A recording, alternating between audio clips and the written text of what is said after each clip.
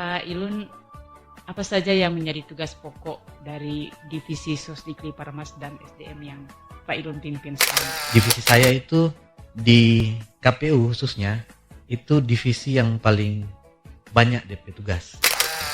Pertama Sosdikli, sosialisasi pendidikan pemilih, kemudian partisipasi masyarakat, itu berkaitan dengan kampanye dan lain sebagainya, kemudian dengan sumber daya manusia.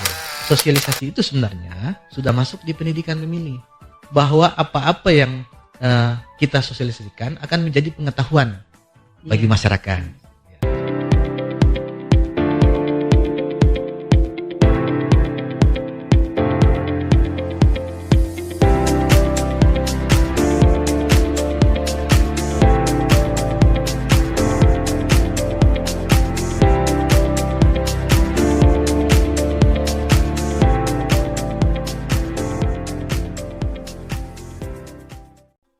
Assalamualaikum warahmatullahi wabarakatuh. Shalom, salam demokrasi.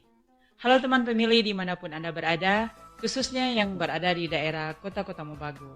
Saya Yanti Balompapung menyapa Anda dari studio podcast KPU Kota Mobagu.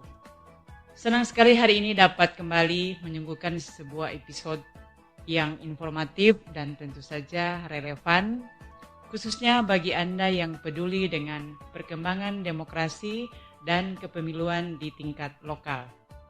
Pada episode kali ini kita akan membahas tema mengenal lebih dekat Komisi Pemilihan Umum Kota Mobagu melalui Divisi Sosialisasi Pendidikan Pemilih, Partisipasi Masyarakat dan Sumber Daya Manusia atau disingkat dengan Sosdikli, Parmas dan SDM. Nah, untuk membahas lebih lanjut mengenai hal ini, telah hadir di studio podcast KPU Kota Mobagu Bapak Hairun Lawode atau yang akrab dengan panggilan sehari-hari kita Pak Ilun.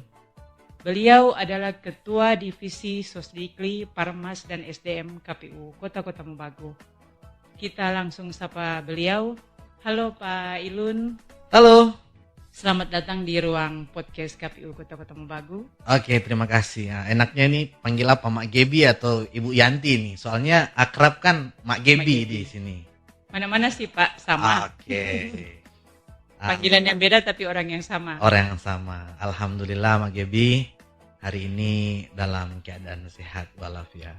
Insya Allah orang sama juga sehat. Ya. Memang berapa hari ini Mak Gebi kita tunggu-tunggu terkait dengan adanya podcast karena memang ini juga melekat di divisi saya sebagai Sosdikli, SDM dan Parmas. Nah, nanti titip bahwa pertanyaannya jangan terlalu berat dari ada banyak episode lain yang nanti orang mau lewati. Kira-kira begitu Mak Gebi. Ya, nak berat sekali, ringan sekali ini Pak Deba pertanyaan. Ya. Baik, terima kasih Pak Ilun. Sebelum kita masuk ke dalam pembahasan, mungkin Pak Ilun bisa menceritakan sedikit profil dan latar belakang sekaligus berbagi sedikit pengalaman sebagai penyelenggara di Komisi Pemilihan Umum Kota Mobagu. Terima kasih. Sebelumnya karena tadi Mak Gebi buka terkait dengan profil, tentu nama saya di awal Hairun Lawode, bisa disapa Ilun. Punya istri 1, anak 2, jangan dibalik karena kalau dibalik istri 2, anak 1. Tinggalnya di Desa Pontodon, Kecamatan Kota Mobagu Utara. Terkait dengan pengalaman kepemiluan saya di Kota Mobagu, pertama saya menjadi penyelenggara di tingkatan kecamatan. Itu di tahun 2013 kalau nggak salah. Tahun 2008 itu sudah menjadi PPK di Kota Mobagu, masih di zamannya Pak Nayodo Kurniawan. Itu pertama menjadi PPK, kemudian di tahun 2013 dan tahun 2018 menjadi PPK di Kecamatan Kota Mobagu Barat. Memang di Kecamatan Kota Mobagu Barat ini adalah paling banyak pemilihnya di Kota Mobagu. Kita sering menyebutnya itu kalau lagi bercanda dengan teman-teman PPK itu Kecamatan Kota Mobagu Barat.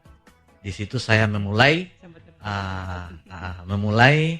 terkait dengan pengalaman kepemiluan saya di KPU. Kalau terkait dengan pengalaman di luar KPU itu pernah menjadi wakil ketua KIPP di Pulang Mongondo Timur, karena memang saya aslinya lahir di Pulang Mongondo Timur, tepatnya di Desa Buyandi. Tapi karena orang tua sudah menetap di Kelurahan Menggulaing, tinggalnya di Menggulaing, kawinnya di Desa Pontodor.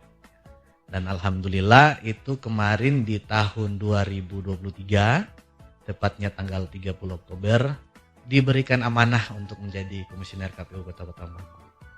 Dan kemudian juga karena memang basic saya wartawan, Magebi, sebelum di KPU, dipercayakan menjadi ketua divisi Sosdikli, Parmas, dan SDM.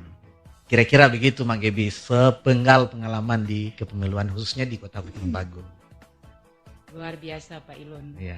Jadi masuk di KPU sebenarnya sudah tidak asing lagi. Siap. Kalau dengan Mak Gebi dan teman-teman, apalagi Fahri, so banyak berinteraksi sebelum menjadi sama-sama mulai di KPU tahun 2008 cocok.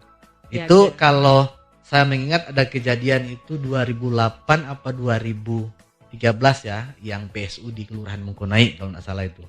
2013. Ya 2013 ya. Ya. 2013 itu masih ketuanya Pak Nayodo. Kita PSU karena ada miss di bagian teknis terkait dengan tertukarnya surat suara. Tapi itu bisa diatasi oleh KPU Kota Bagu, khususnya PPK waktu itu di Kecamatan Kota Bagu. Ya. Terima kasih Pak Ilun, pertanyaannya juga sudah berbagi pengalaman-pengalaman, termasuk sudah bergabung dengan sudah termasuk di penyelenggara dari tahun 2008. Sudah cukup panjang pengalaman. Panjang perjalanan di KPU. Ya.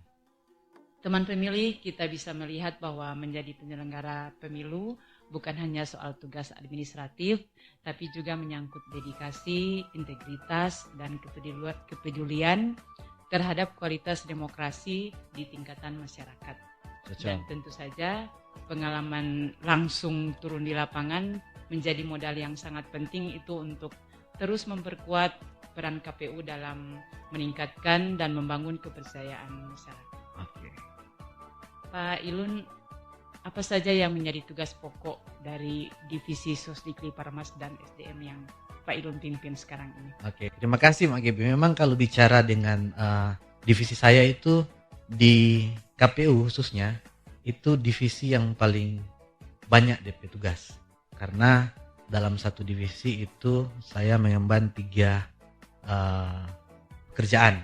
Yaitu pertama Sosdikli, sosialisasi pendidikan pemilih, kemudian partisipasi masyarakat, yaitu berkaitan dengan kampanye dan lain sebagainya, kemudian dengan sumber daya manusia. Kalau kita memulai di Sosdikli, sosialisasi pendidikan pemilih, tentunya ini pekerjaan di awal masuk di KPU harus gencot melaksanakan sosialisasi pertama itu. Iya. Artinya sosialisasi di tengah masyarakat khususnya di Kota Bagu, supaya apa-apa yang nanti akan dilakukan oleh KPU di tahapan yang sudah ditetapkan akan terlaksana dengan baik. Itu pertama. Jadi sosialisasinya ini Mak Gebi, kita mulai dari, kalau kemarin itu pengalaman di Pileg dan di Pilkada, itu kita mulai dari tingkatan SMA, teman-teman mahasiswa, bahkan di masyarakat luas. Itu sosialisasi yang kita lakukan. Kemudian juga kemarin itu waktu Pilkada kita mencoba membuat satu inovasi yang menurut kita berdampak langsung kepada masyarakat, yakni terkait dengan Pilkada Fest yang kita laksanakan di halaman Universitas Pemuda Kota Bagu. Iya. Nah, di situ kita melakukan sosialisasi, mengisi dengan berbagai tahapan, berbagai apa yang sudah dilakukan oleh KPU, apa yang nanti akan dilakukan oleh teman-teman yang sudah mendaftar sebagai calon kemarin itu, menjadi wali kota dan wakil wali kota dan sebagainya. Apapun kita buka kepada teman-teman yang hadir di Pilkada Fest supaya bisa menambah pengetahuan teman-teman. Itu pertama untuk sosialisasi. Tentunya ini hanya sebagai contoh terkait dengan sosialisasi, karena memang sosialisasi yang kita lakukan selain Pilkada Fest itu banyak sosialisasi yang kita lakukan, karena soal di kemarin itu bahwa pelaksanaan pilkada dan pemilu itu beririsan. kita belum habis melakukan tahapan pemilu sudah masuk di urusan pilkada. Jadi memang kita kemarin itu pasca dilantik 30 November itu pertama yang kita lakukan adalah penetapan DCT. Setelah itu kita kumpul teman-teman stakeholder yang ada di kecamatan, di daerah, di desa, menentukan titik APK. APK itu alat peraga kampanye yang ada di desa kelurahan. Hal ini harus memang diatur dari awal sehingga tidak terjadinya masalah di kemudian hari. Jadi APK itu kita sosialisasi kepada masyarakat. Setelah kita menentukan titik koordinatnya di masing-masing desa, kelurahan, kita panggil lagi teman-teman yang di desa. Yang kemarin yang kita lakukan itu kita panggil BPD-nya, kita panggil unsur agamanya, tokoh masyarakatnya dan lain sebagainya untuk sosialisasi hal ini. Contoh di APK bahwa memang titik ini kita sudah tentukan bersama bahwa tidak ada lagi problem yang akan terjadi di masyarakat. Bahwa titik ini sudah ada kesepakatan di sini titiknya.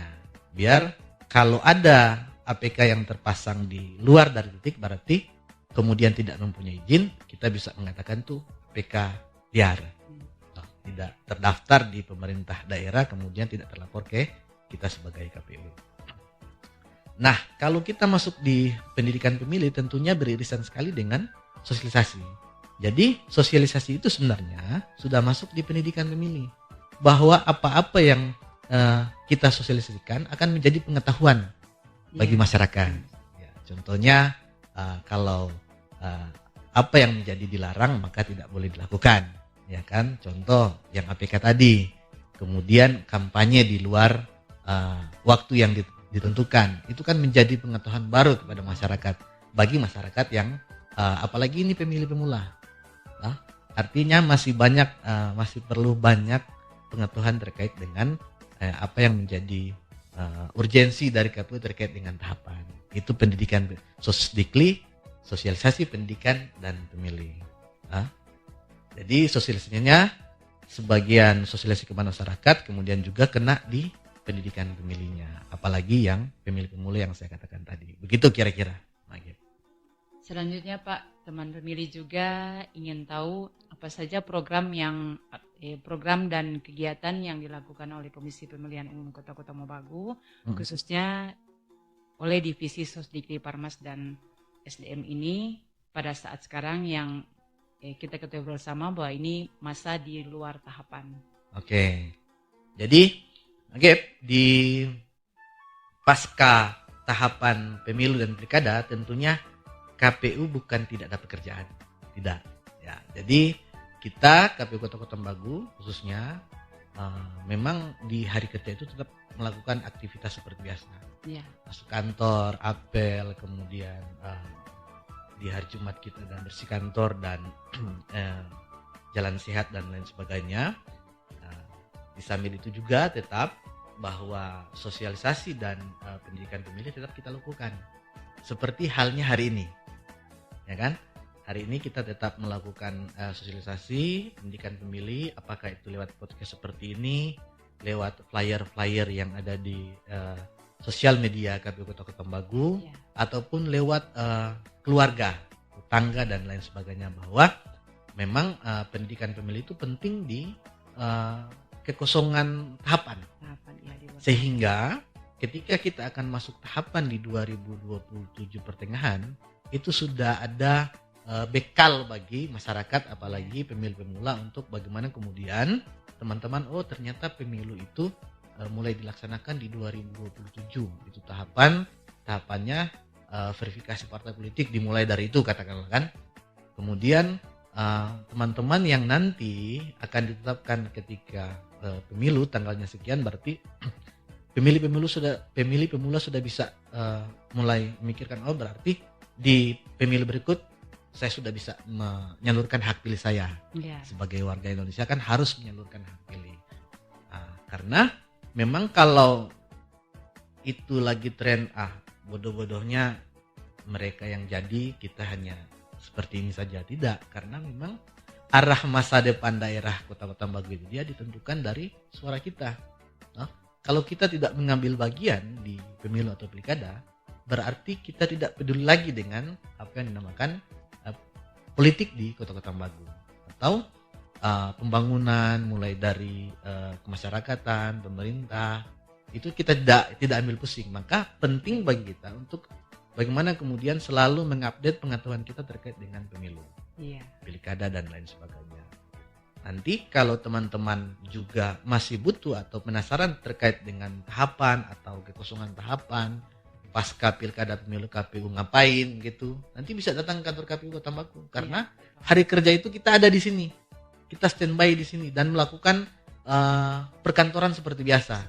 Teman-teman yang bisa mengambil informasi ini, kemarin juga ada WA yang masuk ke saya, Mak Gebi, dari Universitas Samratulangi, katanya mau tahu terkait dengan struktur organisasi di KPU Kota Tambagu, kemudian divisinya apa, dan akan melakukan wawancara. Nah, itu saya sambut dengan baik karena memang yang masuk itu warga Kota Tambagu yang sedang menempuh pendidikan di Manado.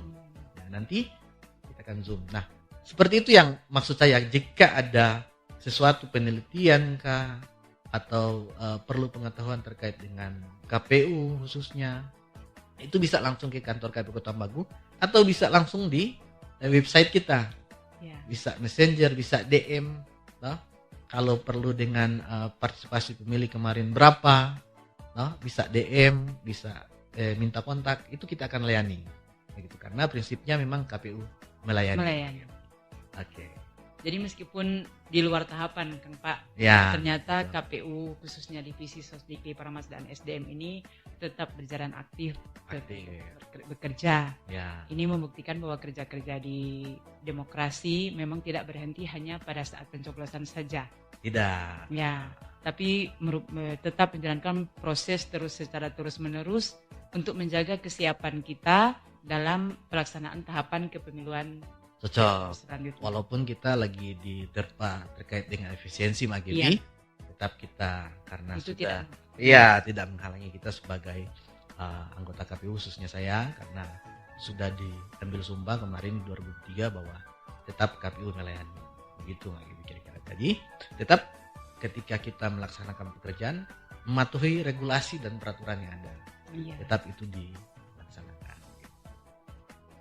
Ya, Pak Ilun, terima kasih banyak penjelasannya, sangat jelas sekali. Jadi Pak Ilun, sekarang sebelum kita mengakhiri bincang-bincang kita pada hari ini, sebagai Ketua Divisi Sosdikli, Parmas dan SDM, apa pesan dan harapan Pak Ilun kepada teman pemilih dan masyarakat Kota Tambagu?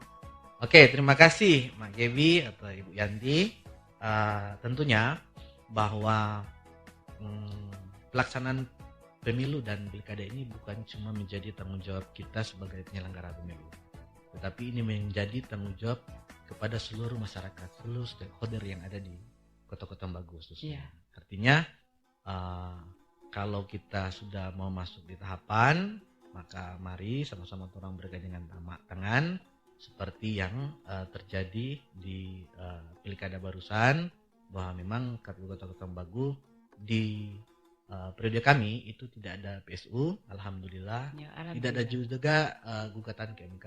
Mungkin sebagian itu dari sosialisasi atau pendidikan pemilih yang kita laksanakan. Memang banyak terjadi problem di lapangan terkait dengan hajatan yang kita lalui bersama kemarin. Tapi seperti yang dikatakan banyak orang bahwa setiap pelaksanaan pesta, kalau di pesta yang kita tahu sehari-hari, pesta masyarakat, pasti ada piring pecah, gelas pecah dan lain sebagainya. Begitu juga pelaksanaan di pilkada kemarin. Tentu tidak semerta-merta mulus berjalan, tetapi ada dinamika yang terjadi dalam. Tapi alhamdulillah, puji Tuhan, kami bisa melewati itu dengan baik. Maka dari itu KPU Kota Tambagu mengajak kepada seluruh masyarakat yang ada di Kota Tambagu, khususnya di Sulawesi Utara pada umumnya, untuk supaya bagaimana orang tetap mempelajari terkait dengan pertama itu tahapan pemilu di kemarin itu. Kalau kita melihat di kemarin,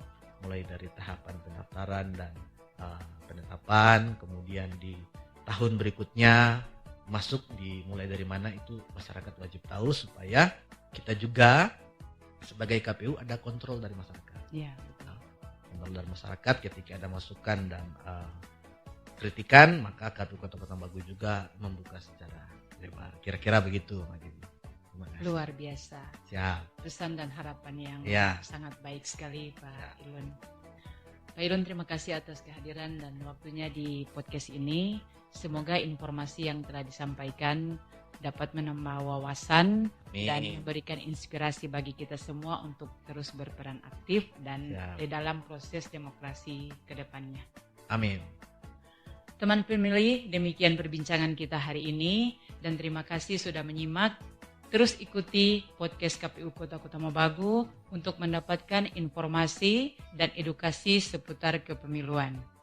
Sampai jumpa di episode selanjutnya. Saya Yanti Balompapung dan Saya Hairun Lawade. bersama kru yang bertugas pada hari ini, mohon pamit undur diri. Sukroma Anto, Assalamualaikum warahmatullahi wabarakatuh. Salam demokrasi.